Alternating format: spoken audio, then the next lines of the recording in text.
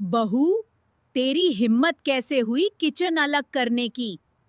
क्या सोचकर तूने ये फैसला लिया?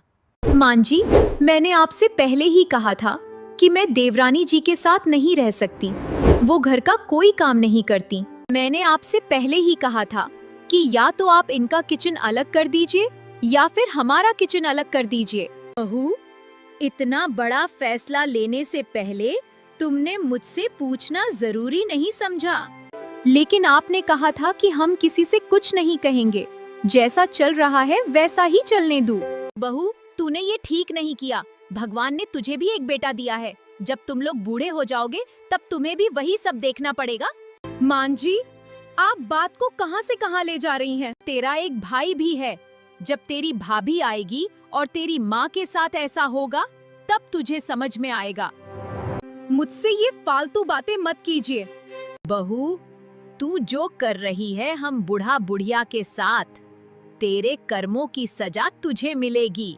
देखिए मां जी, मेरे हिसाब से मैं सही हूँ, और रही बात मेरे कर्मों की, तो उनका हिसाब ऊपर वाला देख रहा है। अगर मैंने किसी के साथ कुछ गलत किया होगा तो मैं उसे भुगतने के लिए तैयार हूँ। लेकिन अगर मैंने कभी किसी के साथ बुरा नहीं किया तो मेरे साथ भी कुछ बुरा नहीं होगा। इतना तो मुझे अपने ऊपर वाले पर विश्वास है। वो तो वक्त ही बताएगा। बहू, ठीक है मां जी, वो तो वक्त ही बता देगा। लेकिन एक बात बताइए, आप मेरे कर्मों की बात कर रही हैं, तो आपके अपने कर्मों का क्या? तू क्या कहना चाहती हैं बहू? मैं बस ये पूछना चाहती हूँ कि सच में आपने 2 बेटों को जन्म दिया है या एक को कहीं और से उठाकर लाई हैं? ये क्या बकवास कर रही हो?